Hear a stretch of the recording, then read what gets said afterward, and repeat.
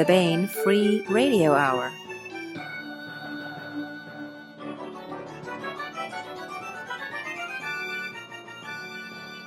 Hello and welcome to the Bain Free Radio Hour.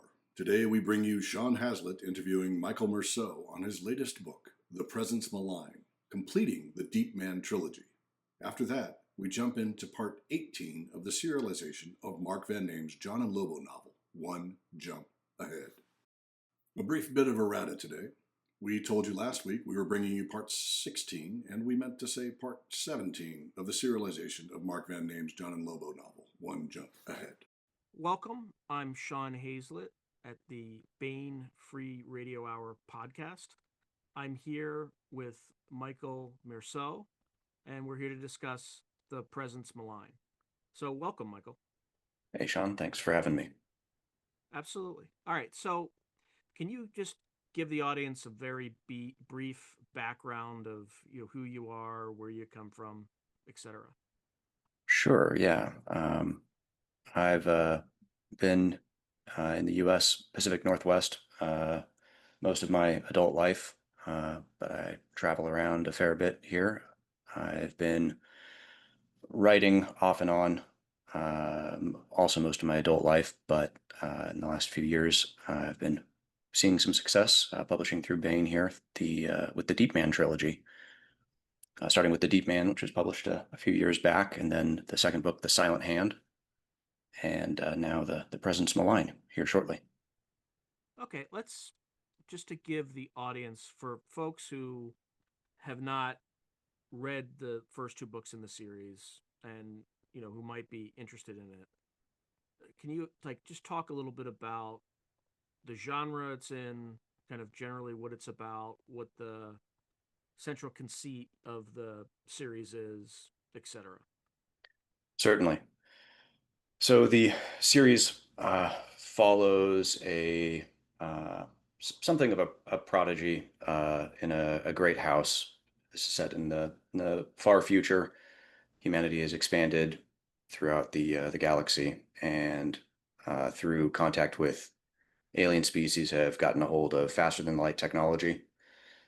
And we're following along with essentially this upstart, this prodigy, who is getting his first captaincy in the fleet, the Imperium fleet, and he has assistance from his family, who is one of the great houses, and they are sort of commissioning this vessel to go out and fight this rebellion. But it tracks along closely with Captain Safe Sinclair Maru and Maru Sinclair, and his sort of exploits within fleet and across the galaxy, and then his cousin, distant cousin, Inga Maru, who's been placed with him as sort of an insurance policy. Mm-hmm. She has some nanobio enhancements that make her especially useful when things start to go sideways. And what sort of kind of nanobio enhancements does that imply? She's very fast, for one thing, very strong, and she is also very hungry a lot of the time. And I don't know if it's affected her sense of humor or not, but she's one of my favorite characters, and a lot of people seem to like her as well. Okay, so this technology basically affects her basic metabolism, right? Yeah. There's a lot of interesting. I'm not sure. I'll tend to get drugged down into the technicals, I guess, of the world. So maybe I shouldn't go off the rails too much here. But yeah, I'll stop you if you do. But I was actually going to go in that direction a little bit. You said faster than light technology.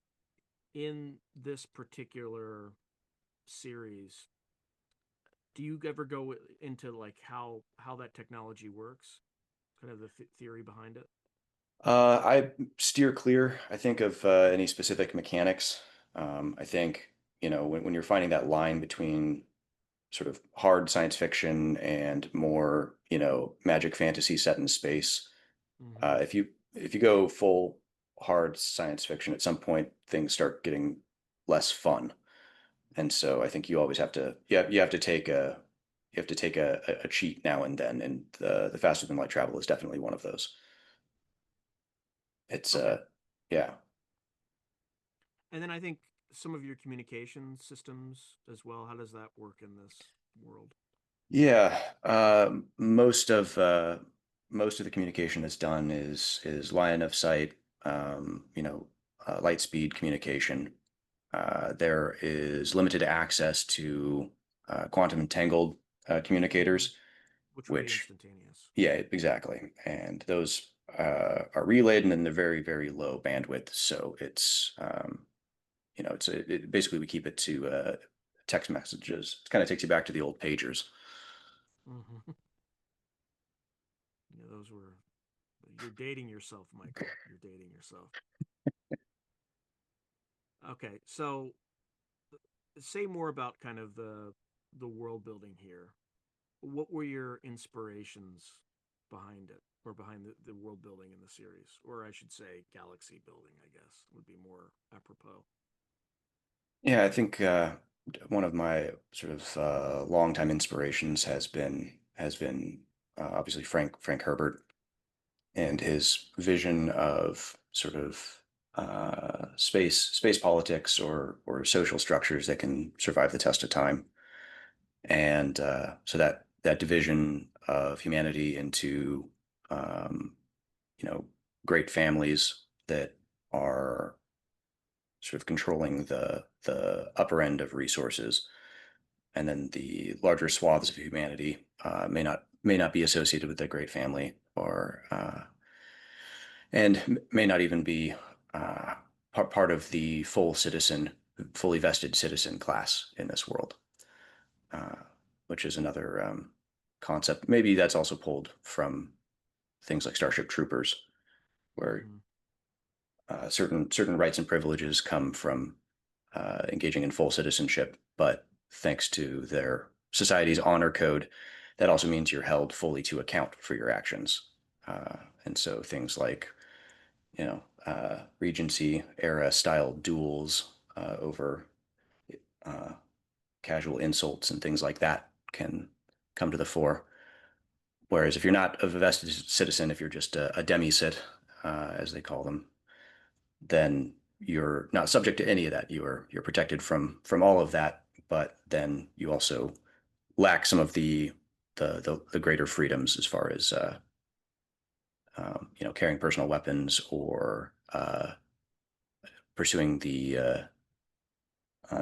pleasure of recreational drugs, things like that.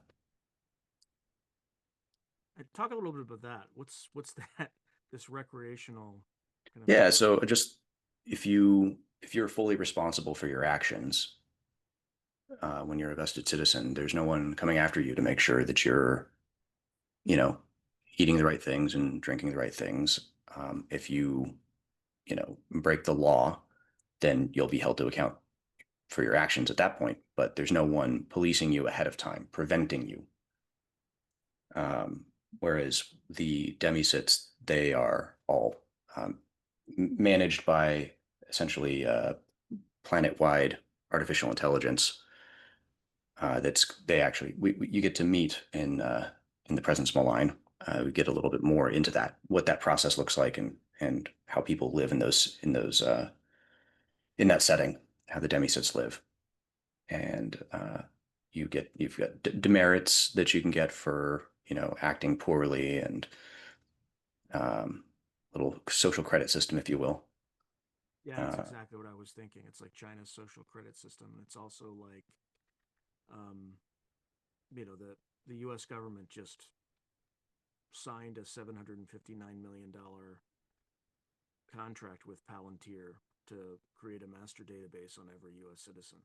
So it's like it's almost as if the stuff that you are putting out there, right, is kind of stuff that's been in the ether for quite some time in terms of, uh, you know, a kind of dystopian future that certain folks are trying to steer us toward as a civilization. Yeah, well, I mean, if the system is if you're living within a system of rules and that system of rules is optimal, then exercising freedom can only make things worse. And I think people have this idea of trying to make an optimal system, and there's others of us who don't really see that as a possibility. Yeah, there's always going to be winners and losers in those situations, and the people at the top are always conveniently the winners. And I think that's something that's kind of a hard sell going forward for civilization. Anyway, back to the back to the book. All right, so where do we find ourselves at the beginning of the Presence Malign? I.e., like, if you can give like a very brief summary of the last few books. So if somebody wanted to pick up this book and be at least marginally up to speed where they could start from this one, what would you tell them? Sure. The Captain uh, Safe has met with surprising success in the field, captaining his the smaller ship Tanager and the subsequent carrier into the Delta 3 system. Part of his exploits have uncovered, at least to him and those close to him, that the sort of underlying force behind this rebellion is not entirely human. There are other forces at play that seem to be guiding things or at least profiting from them. And they are attempting to sort of spread that awareness. And I think at the end of the Silent Hand, it's reasonably clear that uh, they're not going to find success within the current upper echelons of human government. The Imperium, the myriad worlds are not going to recognize this uh, at large. And so the Presence Malign begins to address that. What are we going to do about this alien incursion that's now in the heart of humanity?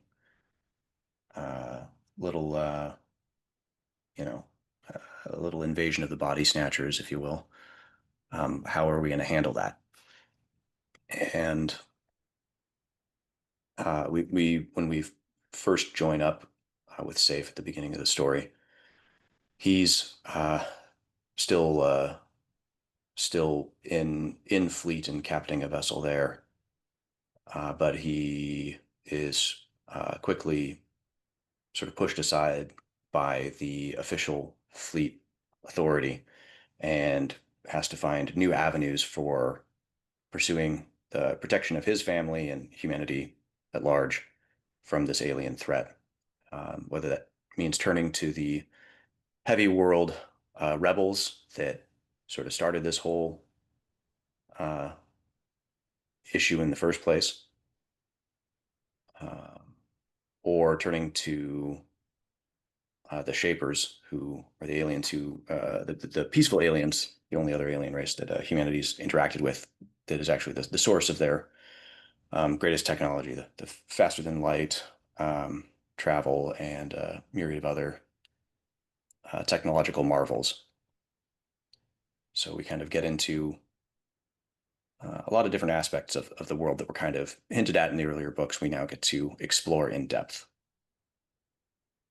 Now, you mentioned this kind of alien infiltration. Based on kind of prior books, what is the nature of it, at least from what's already been revealed that they know by the third book? Because you did hint at kind of an invasion of the body snatchers like feel to it. But what say does Safe know about this species at the beginning of the third book about them?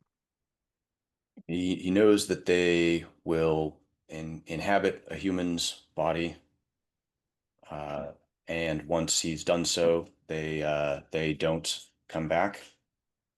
They're gone once they've been snatched.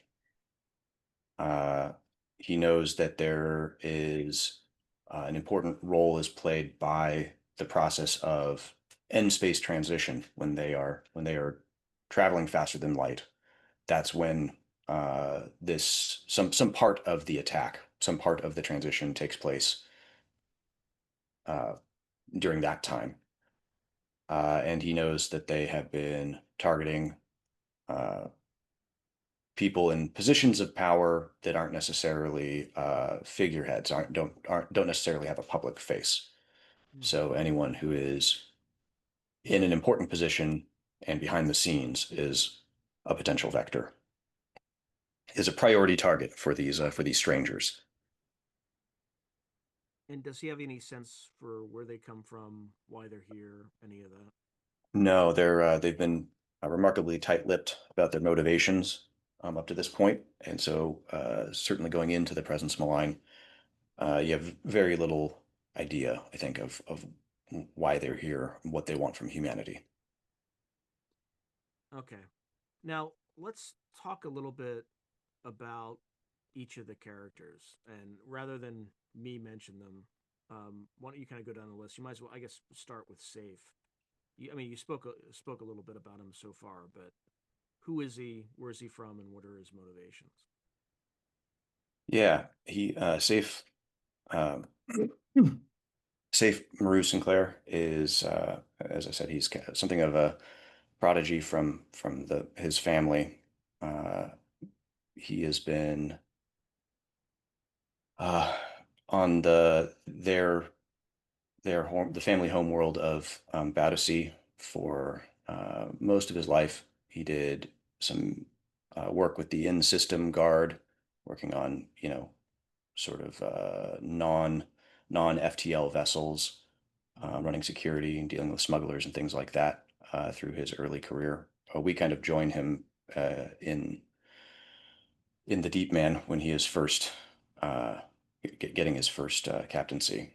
Uh, well, the thing that sort of sets him apart in these stories is his handle on what I call the Deep Man, and uh, the the family itself has a device to help with this, and it's part of their family philosophy.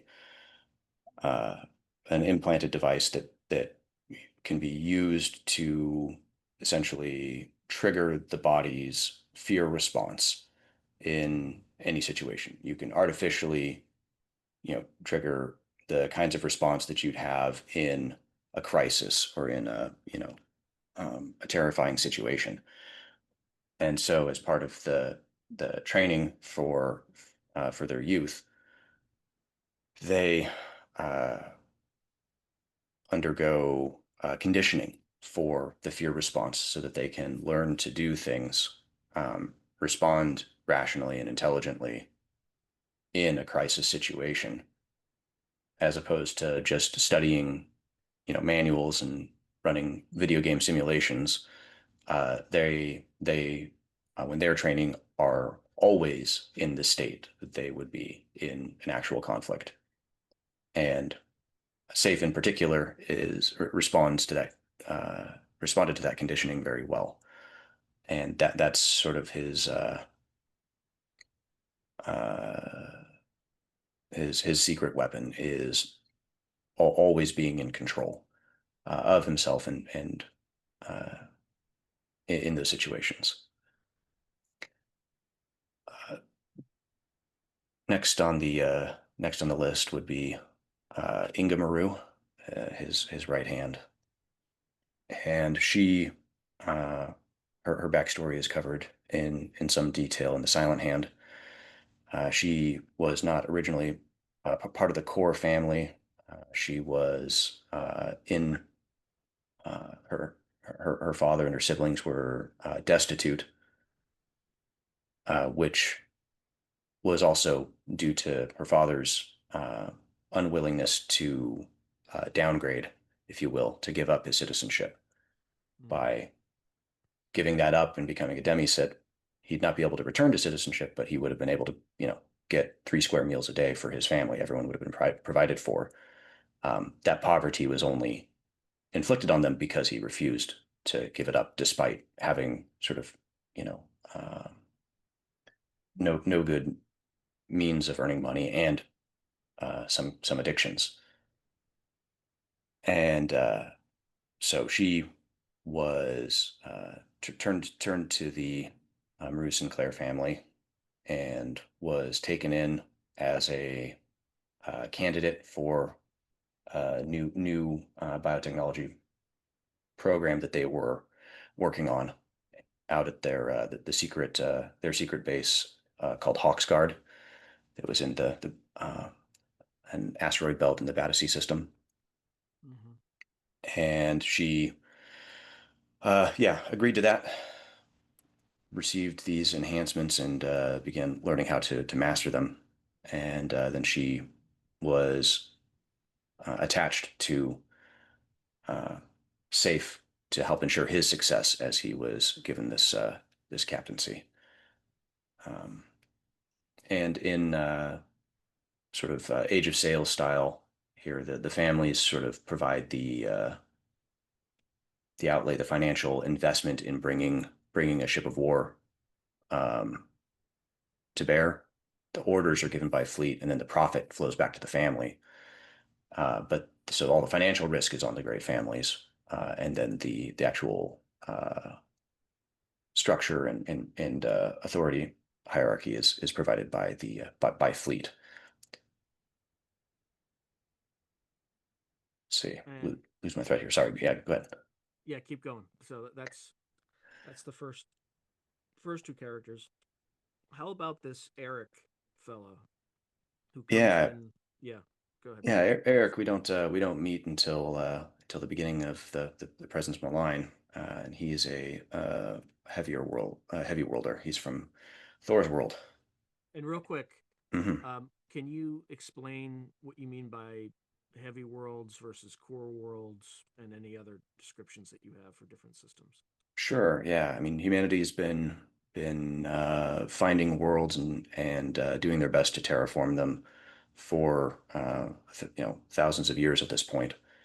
The uh, they don't have the technology to alter an entire planet's level of gravity, though, and only recently, in terms of sort of galactic timeframes, only recently have gained access to the technology to mess with gravity levels on a ship by ship basis in small areas, and it's very energy intensive. So when it comes to terraforming worlds, if you're going to pick something that's on the heavier side of human habitability, that's going to come with certain consequences. And between issues with infant mortality and changes in stature and everything that come from growing up under heavier gravity, it created this sort of very visible and palpable difference in culture between the heavier worlds and those that are closer to Earth's gravity. And those would be the core worlds. Not so. There's you know Core World itself is the capital of humanity, and I think any of the sort of first colonized planets after that they were targeting things that were closer to human, Earth level um, gravity. But yeah, I don't want people to be confused by the term core world there, if they're getting things mixed up. But yeah, Okay. yeah, go ahead. And then kind of what are the physical characteristics of heavy? I mean, I could obviously tell you, but just for the audience, Oh yeah, yeah. If what you're are the physical characteristics and why? being squeezed from the moment you're born by an oppressive amount of gravity, you're going to have much higher bone density, be much more muscular in general, and you're not going to get to be as tall. Mm-hmm. Uh, you would, at least, with today's medical care, you'd probably have some back and knee problems pretty early on as well. But that's something that has been adapted a certain amount and then medically handled elsewhere. I don't think we get into that in the books, but my knees make me think about it. So Okay, you're dating yourself again. All right. In terms of so going back to Eric, I cut you off in the middle of that. You didn't have a chance to describe him. yeah, I'm not sure how far into uh, his background should we go here. I'm not sure how much we want to spoil stuff from the Presence Malign. Uh, I guess we get in the first couple chapters. You get he's important back home. Thor's world is sort of uh, being the highest gravity and um, one of the earlier heavy worlds to come into the Imperium. It has a kind of seniority, and uh, Eric and his family have seniority there. So he is someone whose face would be recognized, and whose voice would carry weight. Um, Especially, uh, there's some sort of gravity joke there, but anyway. Hmm. Yeah, well, true, true. And he's also you're taking like a Scandinavian kind of naming system, right? And usually Yeah, Scandinavians tend to be tall, which is kind of also ironic in this case because coming from a high gravity world, they would not be. yeah, yeah. And we've been talking about heavy worlders, and there's been little intimations about heavy world culture in the prior books, and it was nice in the Presence Malign to kind of dig into that a little bit more. We get to go visit Thor's world, so I think hopefully people are excited for that. Now, what other characters do you think are worth mentioning here? Well, if you haven't, I mean, I think people would be shouting at me if I didn't talk about Loki. He's not Loki, the new. AI, right here. Yeah, yeah, yeah. Uh, he's uh, he's a lot of fun. Obsessed with the best things in life, like kittens and fish tanks and things like that, and only occasionally helpful with the things that he's really good at like cracking encrypted comm channels or sifting through databases in incredibly short periods of time, things like that. He's uh he's been a big help to uh, Safe and Inga, though only Inga really has a handle on exactly how powerful he is. Hmm. In the world here in the Myriad Worlds, they had already had their problem with AI, and that's the thinking machine protocols were instituted because of that to keep uh, to keep things under control. And essentially, anything that has a certain above a certain degree of intelligence can't be tied to a laundry list of different things. It can't fire the weapons on a ship. It can't fire even a small arms. Can't fire a handgun. Uh, and so the AI that's on board ships is typically there. Each ship will carry an AI to help with the operation of the ship, and then do things like help with signal interpretation, managing the minute adjustments of the onboard gravity, artificial gravity, and then yeah, yeah, sort of smaller maintenance things, no direct combat capabilities. And so uh, Loki's intelligence, due to being built on some experimental hardware, is far and away greater than most other AIs that have been seen, and he tends to find ways around the limitations that are supposed to keep him in check, Hmm. which makes for fun times, Yeah. Also, kind of the world we're currently living in, by the right? way. Yeah, Yeah, where they had researchers with two AIs talking to each other in a language that the AIs developed so they could speak privately. All sorts of crazy things like that have already happened. So, also during an Air Force simulation, the AI, because it got points on how many targets it was able to successfully destroy, it ended up deciding to kill its human handler because the human handler was slowing it down in simulation, of course. But Excellent. these things are already kind of manifesting in various ways. All right, what other characters do you think are worth mentioning? Oh, let's see. If we go back with Winter Young, the Imperial Consul and Spy Master, if you will. She's trying to. She's also aware of this alien incursion at this point and is trying to uh, manage things, but she's dealing with her department. Those that she would typically be able to trust are um, being compromised by the strangers, by these body snatching aliens, and so she's being backed into something of a tight spot. And Shea Ramos, who we met in The Deep Man, who was a almost almost uh, convinced to assassinate Safe at one point. Thankfully, those the difficult times are behind us on that front. But he's now sort of her trusted associate companion, and the two of them are having to make their way through some hairy things. Uh,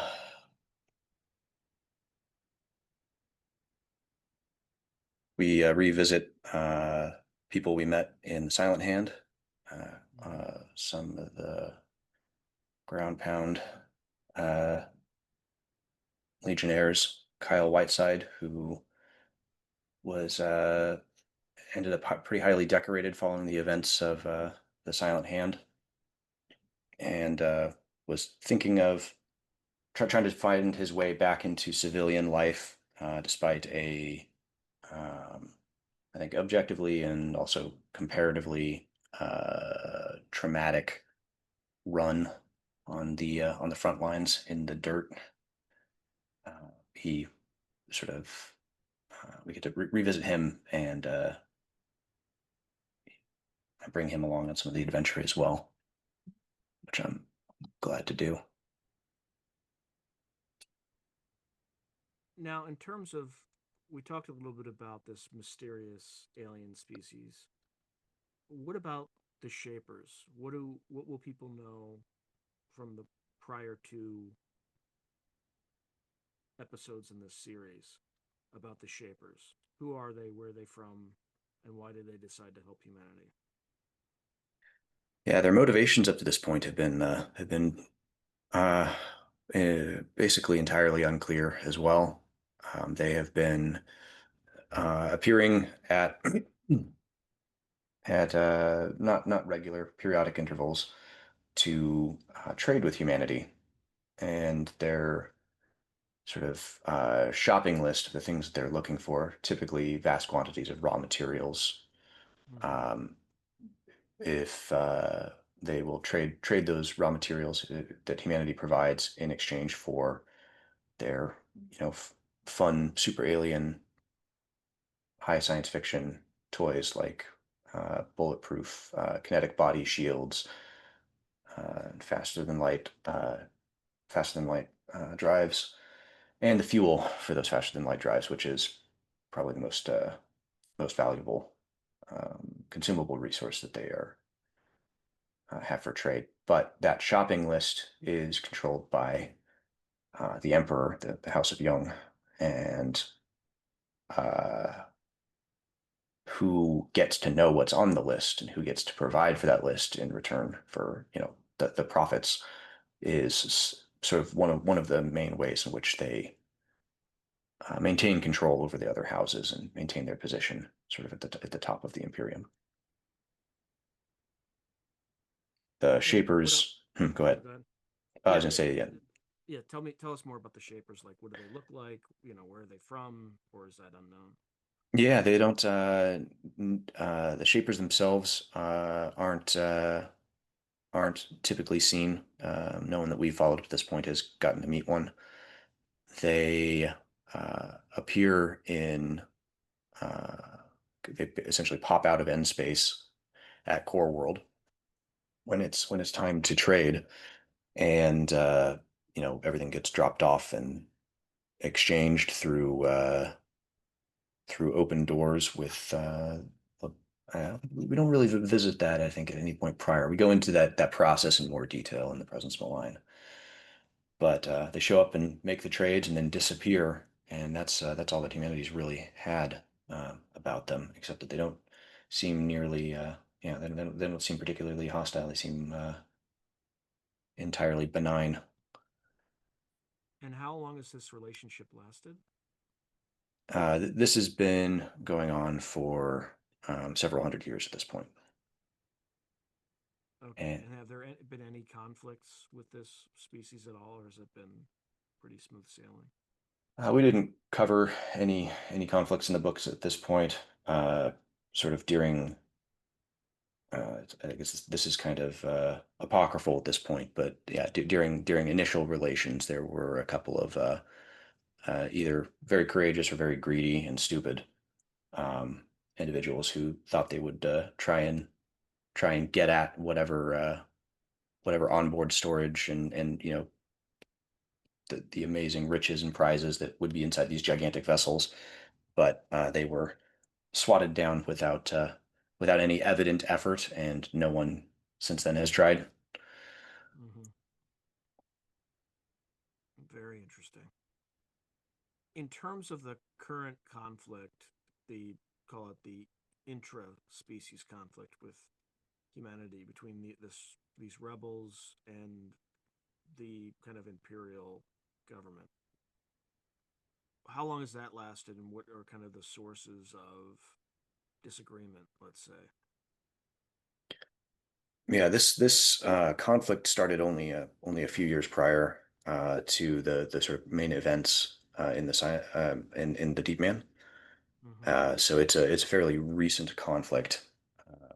The people fighting on either side have been, um, the peace has been the rule rather than the exception for the last few hundred years, and the uh, the rebellion is mostly fueled by uh, the sort of that perceived disparity between heavy world social status Hmm. and the other worlds that have make up the most of the great families. And how does one become a citizen, if that's even possible? Yeah, the when you choose to you elect to promote as a citizen, you can do that at the citizen office at your nearest city. They're all over. You go in and make a request. They'll schedule an exam for you. You go in and complete a written test, provide an essay, make give a pledge, an oath, and then you are ready to go. You have a dueling sword that is provided to you, or if you don't want to look like an idiot with the government provided basic dueling sword, you go and you buy one ahead of time. Uh, but that's all that it really takes. Once you're you only get the one chance though. If you can promote and then demote back down to demi-sit, but once you've demoted, once you've gone from citizen to demi-sit, there's no return. Is that for individuals or entire families? It's an individual by individual basis, but yeah, And how hard's the test? Like, what percentage of the population can actually pass it? it's not a particularly difficult test. You it's not meant to be a barrier of merit. You don't have to be on the top is mostly just to ensure that you actually understand. It's like it's more like if you imagine, your software end user license agreement being, having a quiz at the end that you have to complete before you can sign the terms and services. It's like, yeah, you understand what you're getting yourself into here, right? So, So what's the yeah, barrier? Why are there the kind of demi sits versus sits or citizens? the uh, the the barrier exists so that you can elect your own degree of risk. Hmm. It's been my observation that some people in life would rather not put forth, I don't know, the effort or the risk themselves. They want to work a 9 to 5, and they want that to be enough for a home and 3 square meals a day, and that's kind of the end of their aspirations. And I think some of it as well. It's an exploration, I guess, in the concept, Hmm. looking at where,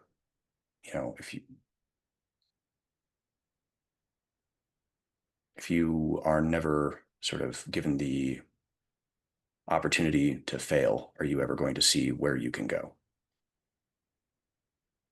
Right. Correct. All right. What are some of the key themes that you see that have been emergent in the writing of this series for you?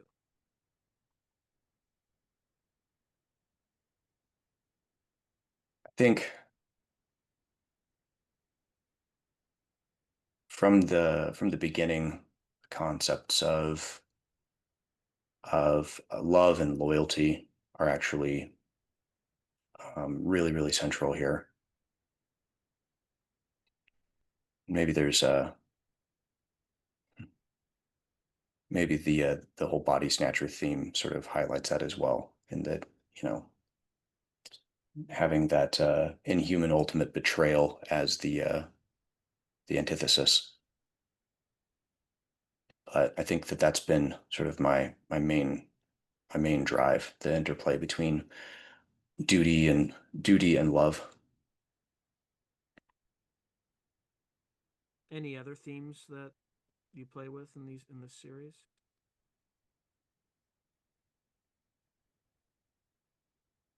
I'm thinking here. I guess we get some explorations on innocence and responsibility. Hmm. Uh,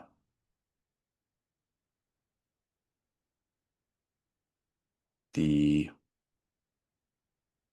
human cost of conflict is, I think, hard to get away from anytime you're, exploring, in the world of military sci-fi. I think that that's always going to come up as a topic.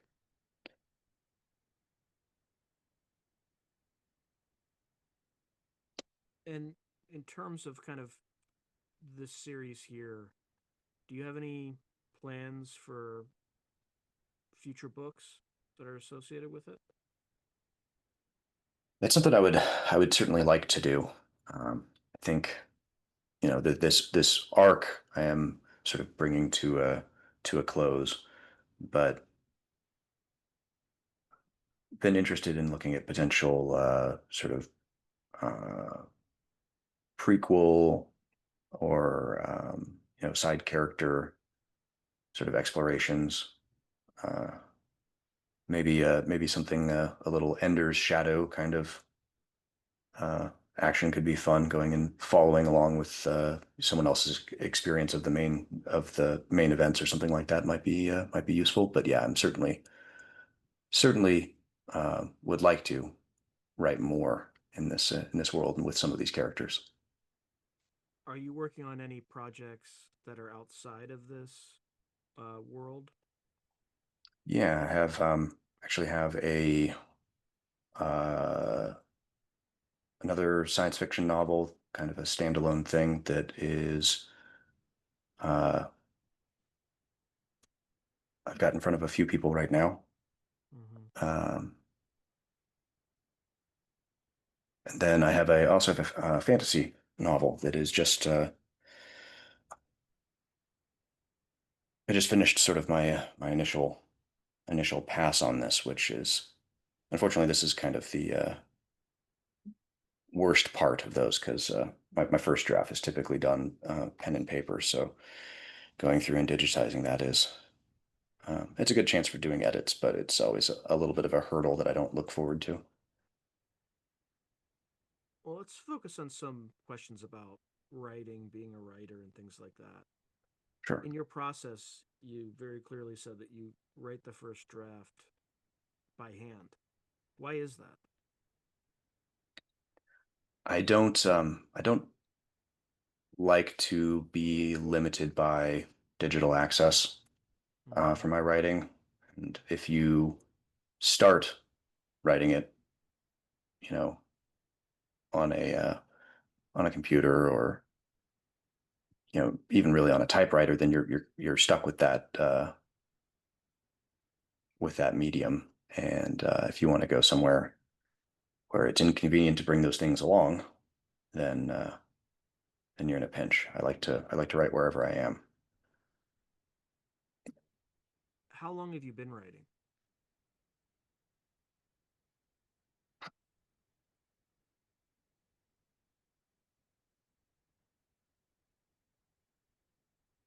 Let's go with over 3 decades. Is that Okay. specific enough? Yeah, that's fine. Like, when did you start though? When you were a child? When you were kind of in high school? Childhood, definitely. Okay, and then when you were writing, when did you like? What were some of the key milestones, for instance? And you don't have to answer any of these questions, but just curious. When was your first sale? Did you write short stories first and then novels? Did you only start with novels?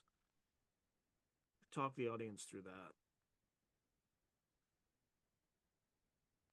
I've primarily written novels. I've done some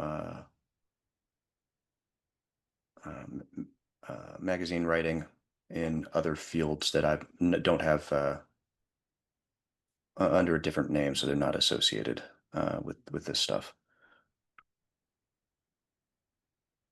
But I really started with novels.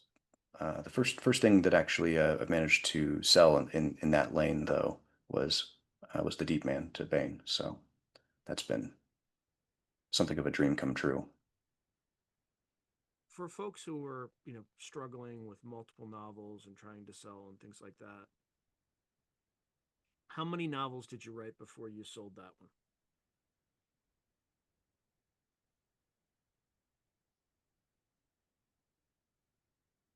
I don't want to get sucked into my own technicalities here, Mm-hmm. but I think three is a reasonable answer. Okay. Yeah, that sounds about right. And what, in terms of when you write, are you a outliner, a pantser, or some hybrid in between? I I tend to start with a general concept, a general flow. I don't outline and revise outlines and anything like that. I will take a concept and fill in my characters, Mm-hmm. and once I have a real feeling for my characters, I will tend to sort of let them steer, if that makes sense. I think Mm-hmm. when you get a cast together and you really understand each of them, then it gets to be a little bit like Dungeons and Dragons or something like that, where you can throw a situation at your cast, at these characters that you've written, and when the situation comes up and you think of it and you go, okay, I know, okay, I can see how they're going to handle this. You get to, and you don't have to necessarily have it outlined, I don't think. there's points you need to hit, but for the most part, I let them drive it. We talked a lot about specific world building aspects in the Deep Man universe. But how do you think about it from the perspective of the writer? When do you do the world building? Is it an emergent process, or is it something that you start when you have that loose idea? I think there's something. There's certainly a split on it. I do.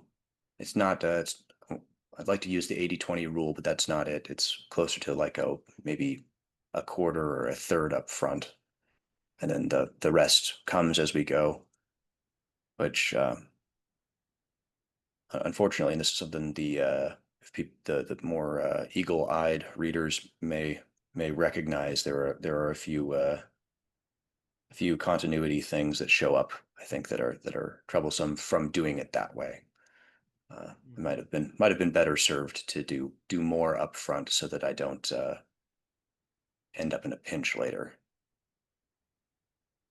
Fair enough. Fair enough. Any advice you would offer new writers who are trying to break into this field?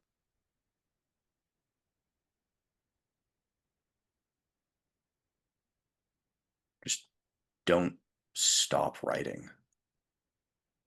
Like if you've gone 2 days thinking about an issue without writing, you need to stop thinking about it and just write instead.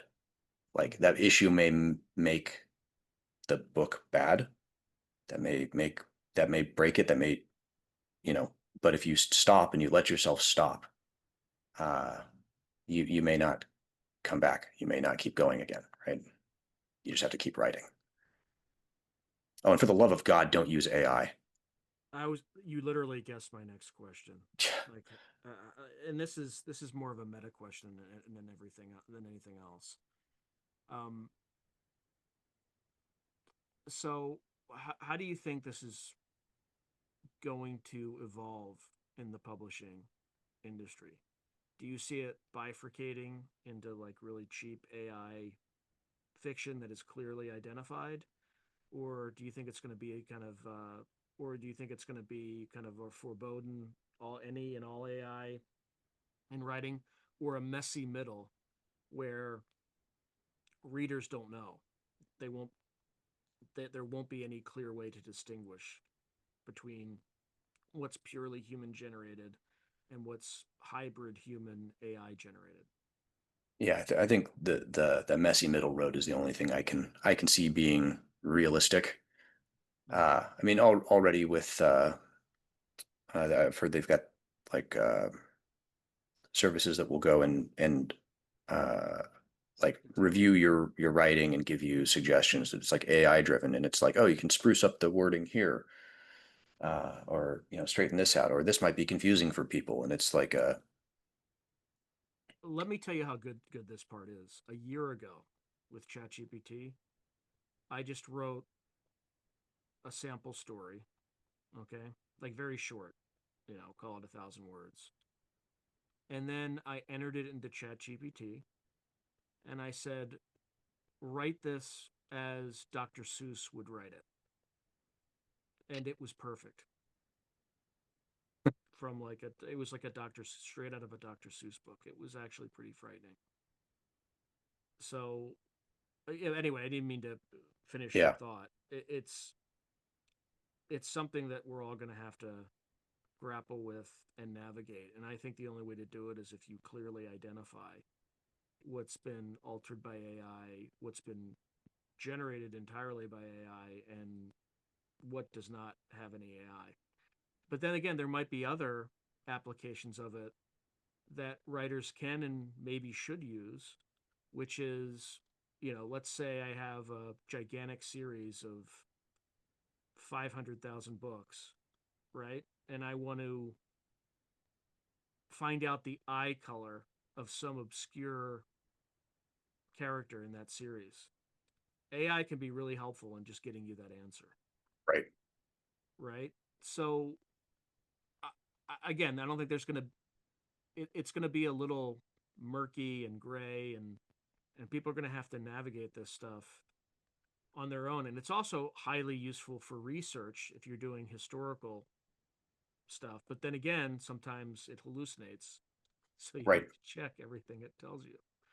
So it'll be an interesting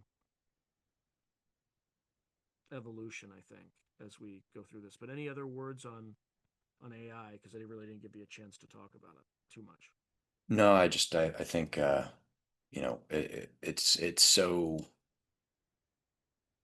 it's so versatile in how people can work with it and utilize it, and they can even just cherry pick. They can have it right. You can go through a paragraph at a time, right?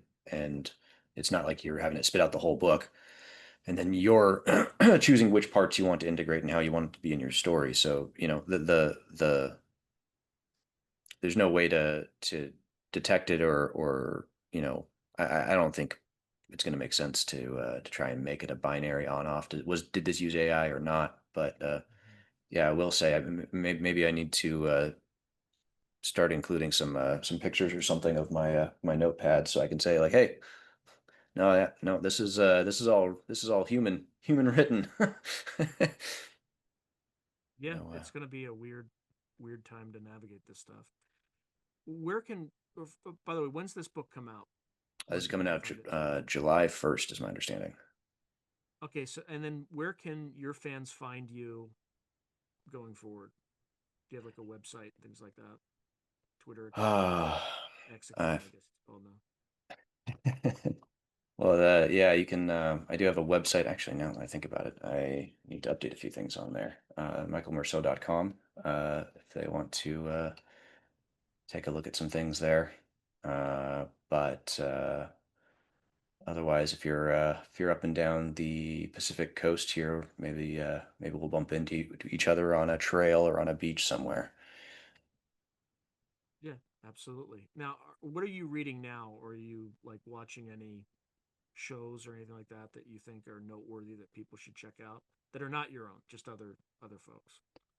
Uh, Something I just read recently that was uh, first time I had bumped into it and I thought was amazing.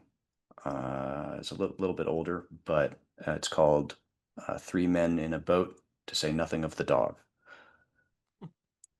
And it's probably not on brand, part of the genre or whatever, but thus far I've really enjoyed the story. It's uh, good for a number of laughs. All right. Any final words for the audience, Michael? I appreciate everyone reading, uh, and all the rest of you writing. Yeah, so folks, highly encourage you to pick up a copy of The Presence Malign and the other two books in the Deep Man series. You could get the other two books immediately. By the time this airs, I think you should be able to get The Presence Malign. But if it airs before July 1st, definitely pre-order it. You'll get it on July 1st if you do that, unless this thing airs like a day before or so. So thank you again, Michael. It's been an absolute pleasure, and Thank you, Sean. hope to see more from you. Absolutely. And now, as promised, one jump ahead. John Moore is a nanotech-enhanced soldier of fortune. Lobo is an AI, a living weapons and intelligence platform of enormous destructive potential. Two very dangerous wolves in a galaxy of deadly corporate and paramilitary predators. But Moore has grown weary of the killing, and just once he'd like to finish the job without leaving a trail of blood behind him. Not going to happen. Not on a pristine planet called Malign, where two gigantic corporations vie for control of the local jump gate and access to the riches of an undeveloped world.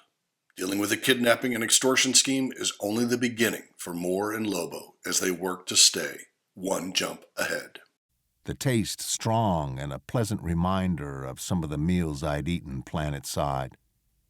Given Barnes's reaction, I believed Slake was telling the truth about Kelko agreeing to the 30-day delay, but that agreement wasn't slowing the influx of Kelko people and materiel. Almost every ship coming through the aperture from Lankan bore the Kelko logo. Most of the ships Oozing through the other two apertures, including some very large vessels, were also Kelkos. The company was probably importing modular construction plants so it could ramp up local manufacturing very quickly. "Maybe the new one will let us jump straight to Earth," said an unreasonably sentimental man eating alone at a table a few meters from me. I've never been to Earth and have no real desire to go there. I prefer planets with a lot less wear and tear on them. The guy was dreaming anyway. All the apertures in each known gate connected two adjacent sectors of space.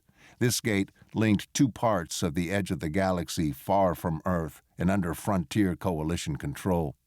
If its new aperture were to open onto Earth's solar system, it would be the first ever to bridge two regions of space so far apart. Not likely. We may not know anything about the origin of the gates, but they are nothing if not predictable. I was down to my last 2 bites of sandwich when a man walked slowly into the bar, carefully examined each of its occupants in a controlled left-to-right sweep, spotted me, and headed toward my table. He had Kelko written all over him, literally. In the latest corporate fashion for up-and-coming mid-level execs, glowing tattoos of the Kelko logo crawled around his face, eased gently up, down and around his neck, and ran circles around the backs of his hands. He was a pale, wispy version of Slake, taller than I suspect his original genes intended, with a skin-and-bones body less powerful-looking than Slake's, and hair so blonde it verged on white. Though he moved slowly and methodically, his constantly fidgeting hands betrayed his nervousness.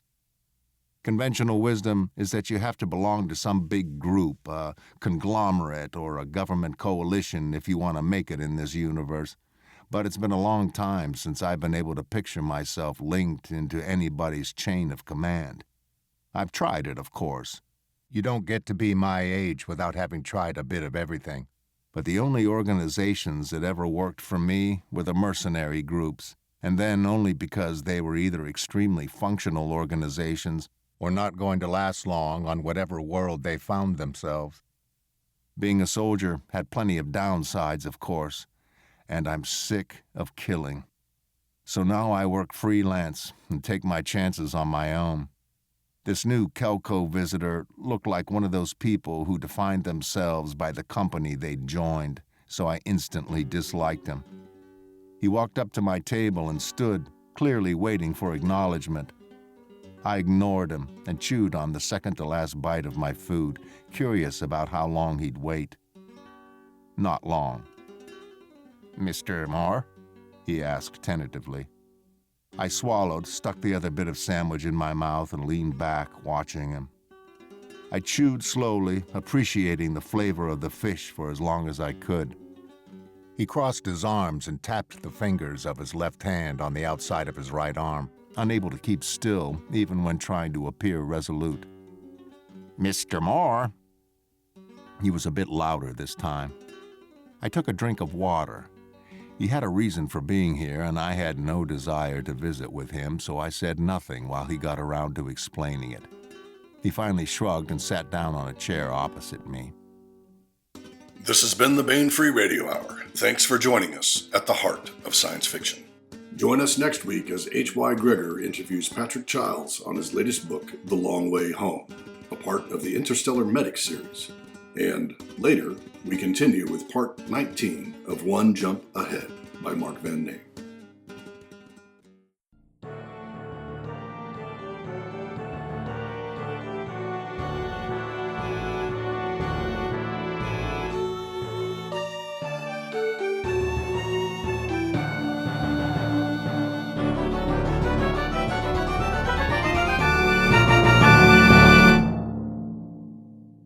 Score by Ruth Judkowitz.